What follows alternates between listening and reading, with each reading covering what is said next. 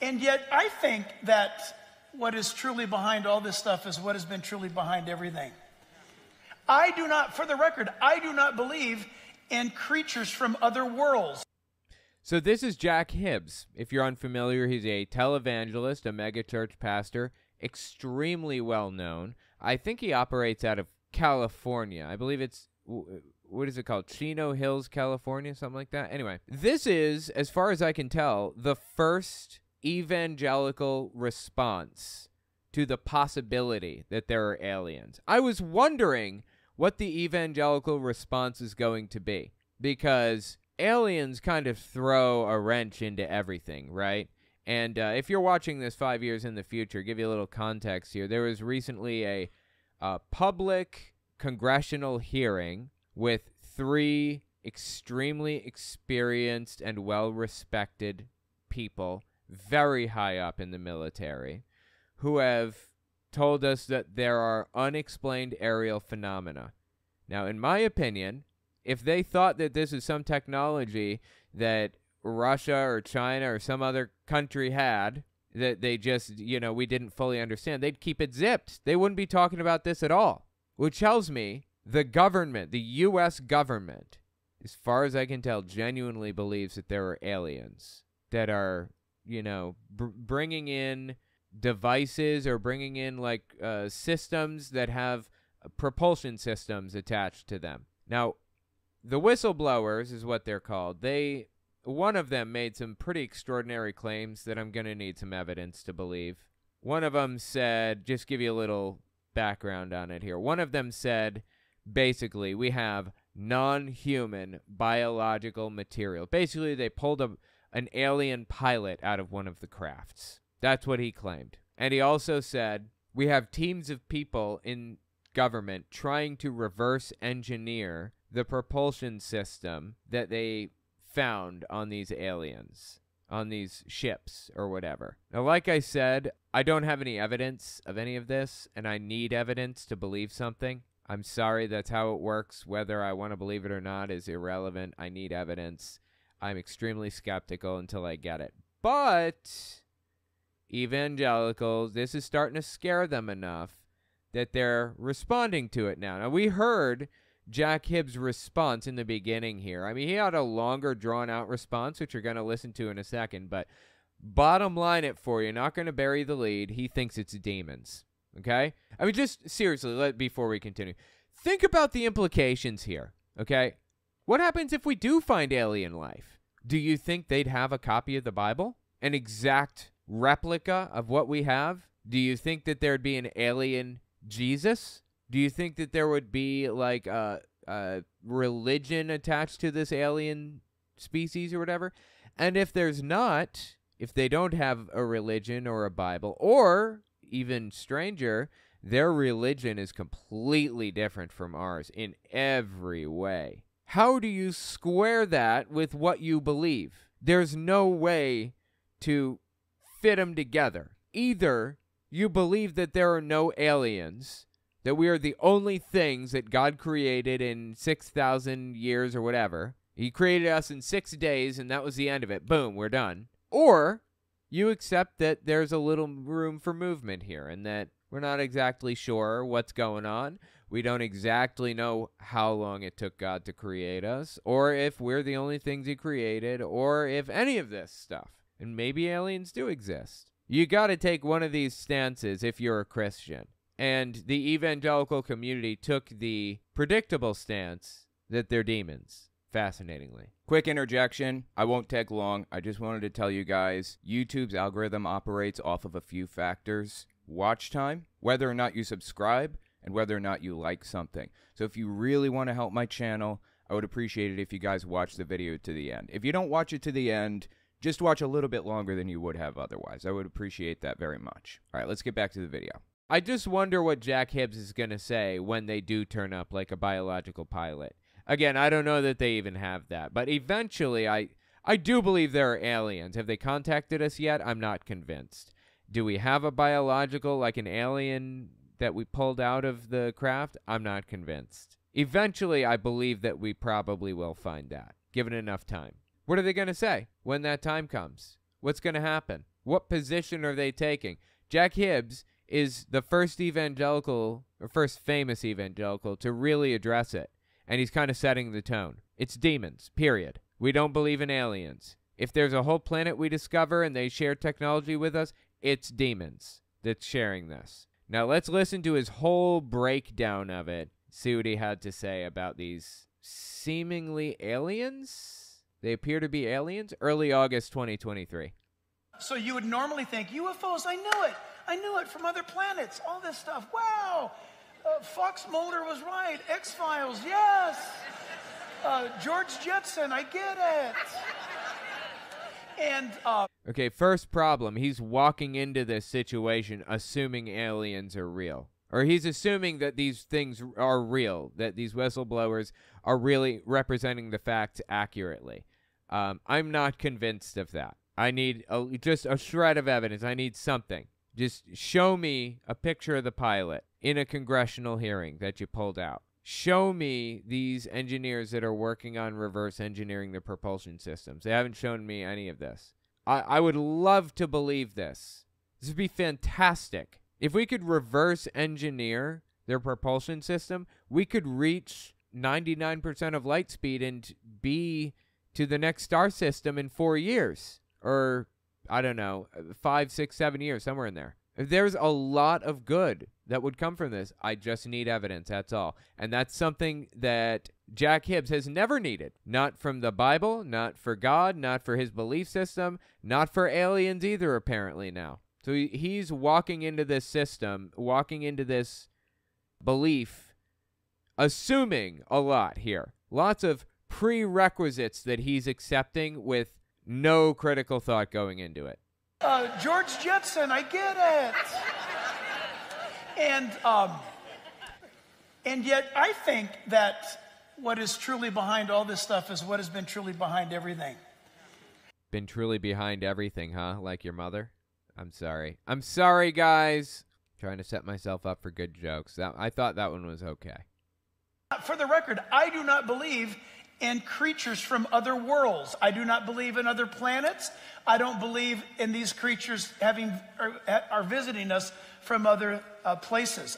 So, presumably, we have, just assuming in his world, we have hard evidence. That's not the case. But in his world, we have the alien body. We don't know that in reality. In his world, we have the crafts, we have the propulsion system that we're trying to reverse engineer and everything in his world. And he is refusing to accept that fact. That is absolutely fascinating to me. I do not believe in other planets. I don't believe in these creatures are visiting us from other places. I believe it's demonic, demons, fallen angels, because you have demonic demons. Okay, I don't know what that is, but all right, go on. Demonic demons, fallen angels, because you have no idea, nor do I, what a fallen angel is. I thought it was a demon. Is a fallen angel not a demon? Please tell me what a fallen angel is. What the hell does this guy mean when he says fallen angel?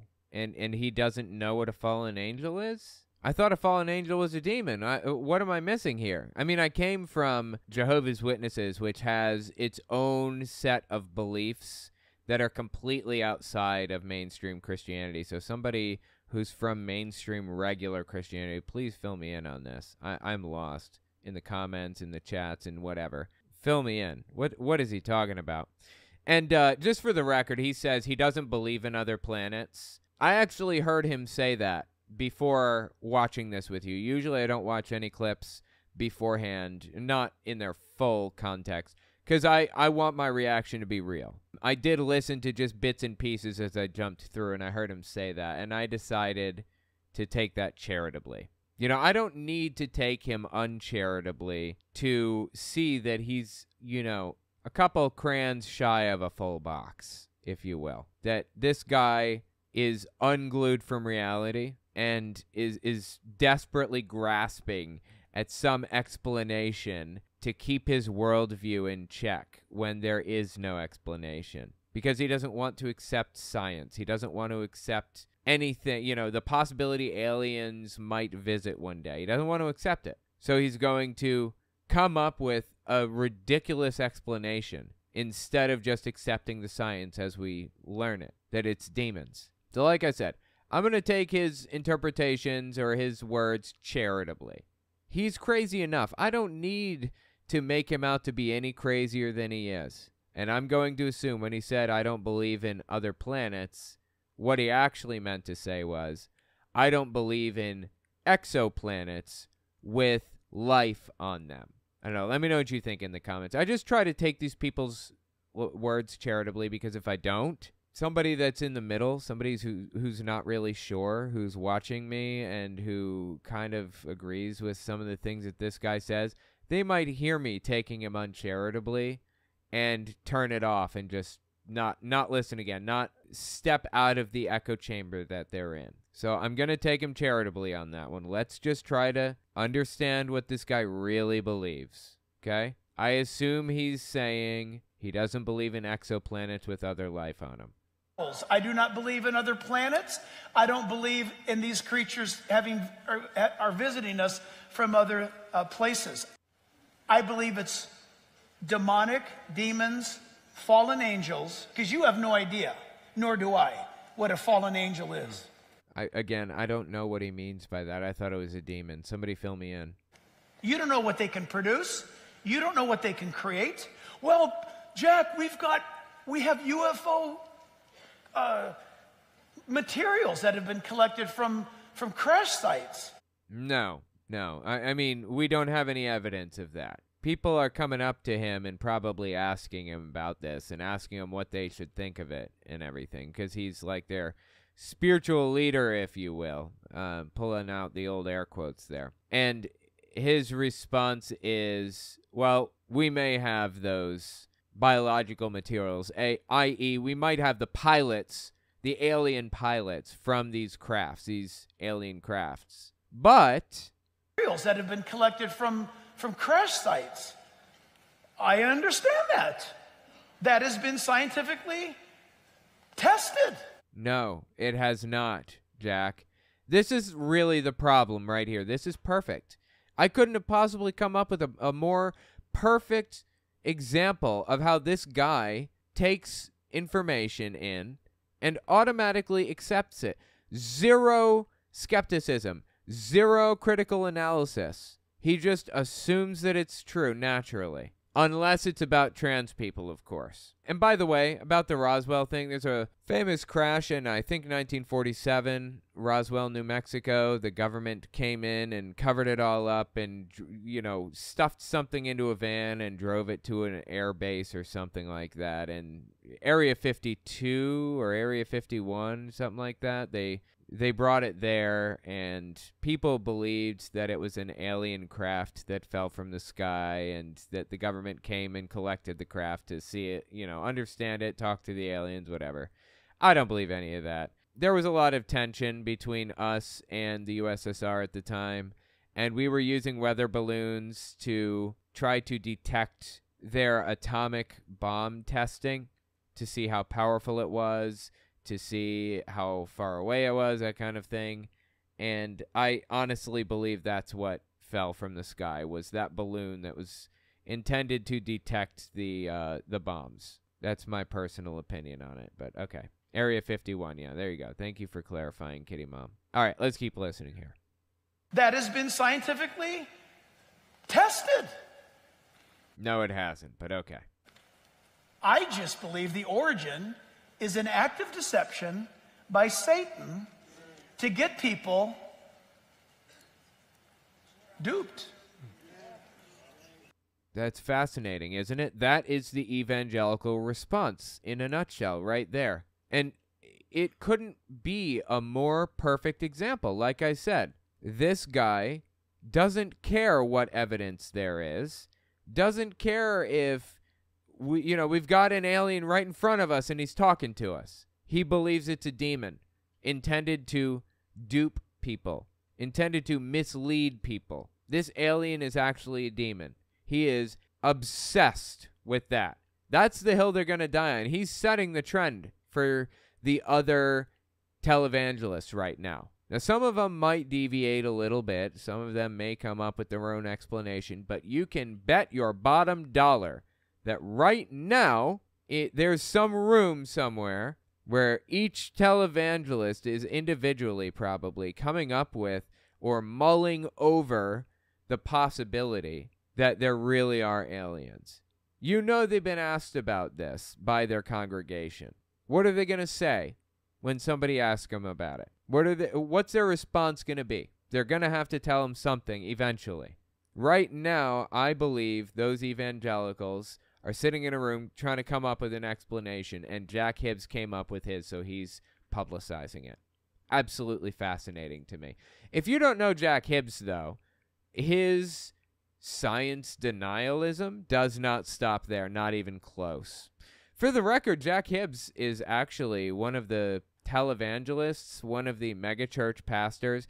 Thousands and thousands of people come to his church every Sunday to do their whole worship thing. He believes in prosperity gospel. He believes in young earth creationism, does not accept evolution, because evolution's not something you believe in. It's something you accept or you reject, because it's a knowledge claim.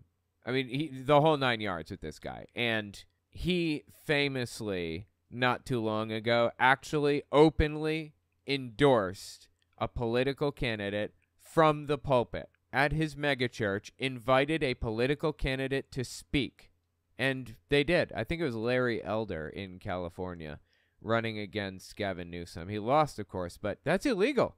That's against the Johnson Amendment, IRS tax code. You're not supposed to be allowed to do that. Does the IRS care? Of course not. They should revoke his 501c3 status, but they're not going to do that. Anyway, listen to this. Mid-July 2021, this one is about evolution and how much he thinks it's Satan trying to deceive us. So everything he doesn't like is Satan trying to deceive us, apparently. When two people of the same sex get together, it's out of sheer wanton lust and pleasure only. Oh, yeah, I'm sorry. let me restate that. This one is about the LGBT community, and he works evolution into it. So it's kind of a fascinating little thing. Listen to this. When two people of the same sex get together, it's out of sheer wanton lust and pleasure only. Yeah, because, of course, that never, anytime Jack Hibbs gets with his wife, it's never out of sheer wanton lust and pleasure. There's always a point behind it, right? Create a baby. Does he only sleep with his wife, once every, 3 years or something? I wonder. This dude seems to have absolutely no sex life at all, and that's, really sad. For self. Nothing comes of it. Okay, I don't understand what you mean, but go on. No life can come from it. No family can come from it. Let me insert this. Okay, so he's saying no life, no family can come from a gay couple, right? Gay couple gets married, and they get together, whatever. You cannot produce life from that. Well, I simply disagree, good sir. If you're gay, you can produce life. Gay people are just as capable of producing life as straight people, just not together. See how that works? Like my little my little illustration here.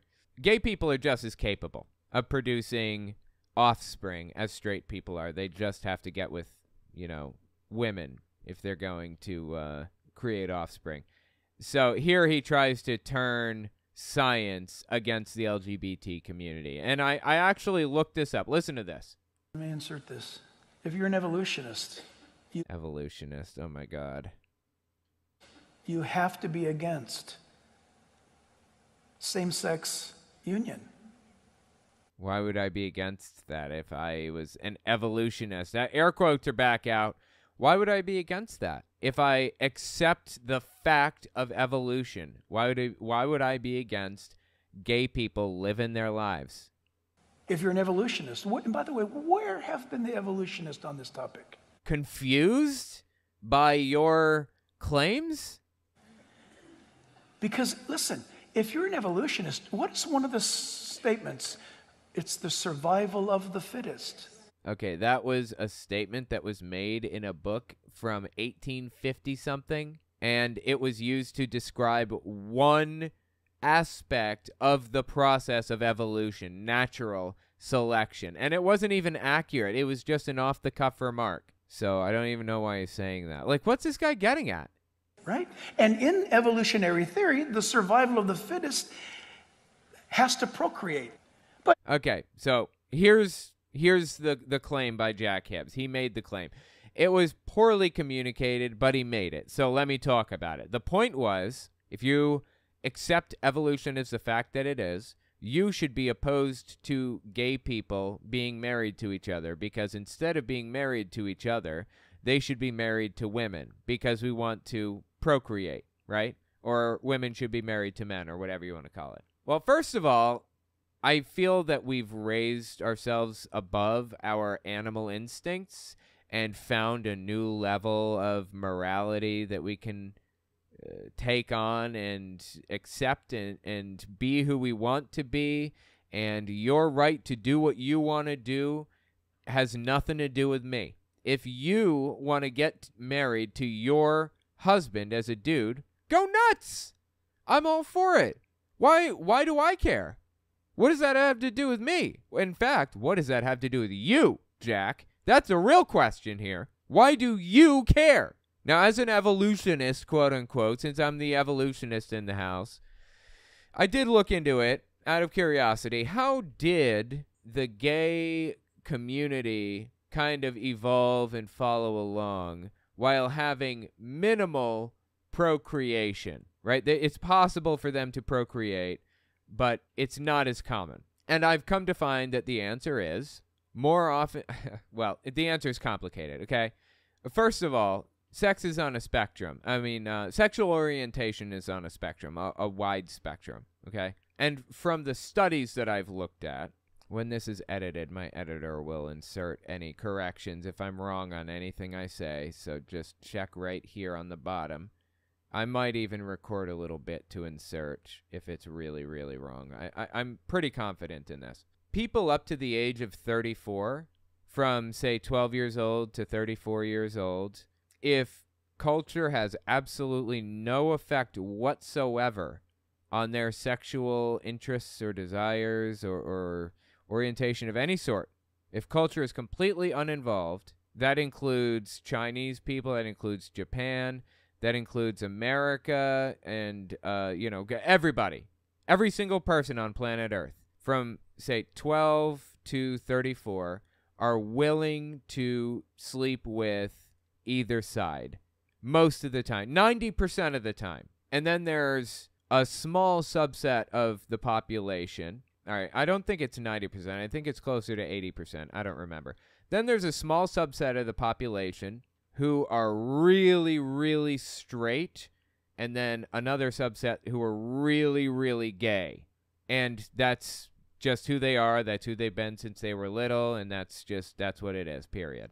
Now, the group of people who go do whatever they want all the way up until 34, they'll usually pick one by the age of 34. They'll either pick a dude to be with or they'll pick a girl. That's typically how it works. Although there are people who are bi or pan or whatever through their entire lives.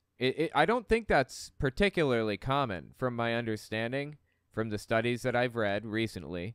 Being bi from the age of, 12 or whatever, whenever you finally make the decision to, or whenever you finally come to the conclusion that you're not straight. Oh, got the diabetic kitty up here with me. Just going to sit here. Good kitty. I've had some close calls with her, but she is a good kitty. Anyway, most people from the age of 12 to 34 will eventually make a decision at 34 years old. It's extremely uncommon for somebody to know for a fact that they're into both men and women and whatever through their entire lives. It's not, being bi is really common from 12 to 34, but outside of that, it's extremely uncommon. That's my take on it. Now, there are some gay dudes that are really opposed to and disgusted by the thought of being with women or two women being together or whatever. That exists. And there would be a 6 on the Kinsey scale, from my understanding. Kinsey scale is a scale that was obtained in a very ethically questionable way. So I'm not sure if it's, they would be a 6 on the Kinsey scale if they're super, super, super gay and they just have absolutely zero interest in women. Zero. And the people who have absolutely... Kat, why are you standing on me like this? I don't understand. Well, you guys want to see my cat. Here she is. Anyways, she's doing a lot better now. She's really sick. If you look here, she's got a glucose monitor. We have to get it replaced soon because apparently it wears out pretty close. Continuous glucose monitor, CGM. I'm sorry, I'm jumping off the subject here. So that would be a 6 on the Kinsey scale. Somebody who is really gay and absolutely disgusted by the thought of women being together in any, in a sexual way.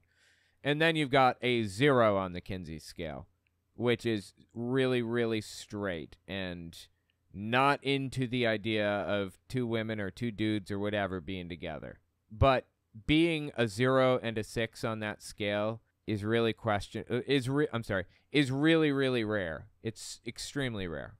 Like I said, most people fall into that little bi category or whatever for most of their young adulthood. And then they, 34, they pick a side generally. Anyway, so how did this evolve? How did this come to be? Well, like I said, we are sexual creatures.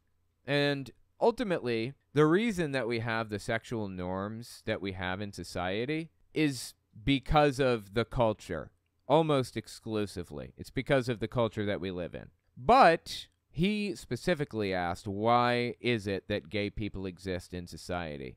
Why do those 6s exist? How do they exist? Evolutionarily speaking, how is it that people become extremely gay and will be their whole lives? And will never procreate, but we still get people that are really gay. How does that happen evolutionarily? The reason that evolved in our populations is because mothers die in childbirth. They abandon their children from time to time. I mean, there are a lot of extra children around. There are extra orphans, foster children, things like that. There are kids to be adopted and taken care of, and it's helpful and valuable to have another person in the mix to bring those kids in and help and contribute. It's valuable for, say, a father to be in the picture with the mother, and it's even more valuable if another person, like an uncle or something who is gay, who doesn't have kids of his own, helps, contributes, has the kid over and watches them while the mom and the dad go to work or whatever. That is how it actually evolved in populations, according to the science that I could find. So there's your answer, Jack. As an evolutionist, I'm giving you your answer. This guy doesn't care about the answer. He's just looking for a way to turn people against each other. In reality, people have the right to do whatever they want. And I couldn't possibly care less. If they want to be gay, then be gay. Go nuts. YOLO, right? We only get one spin around. Do what you want to do while you're here. But if evolution's true, then there would be no such thing as homosexuality.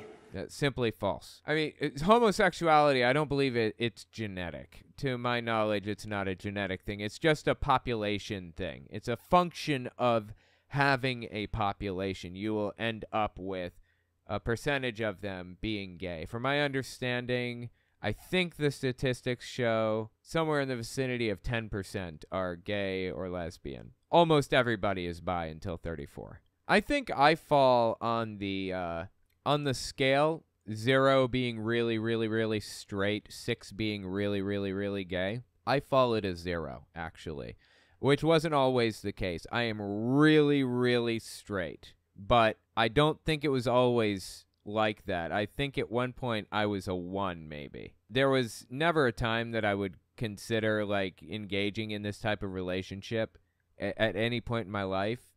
But I feel like as I've aged up, I think I've moved further down the scale to a 0. So anyway, kind of give you an idea of where I fall on that. If evolution's true, then there would be no such thing as homosexuality. That's right. That's right. You hear the hype men in the background. They're saying, that's right.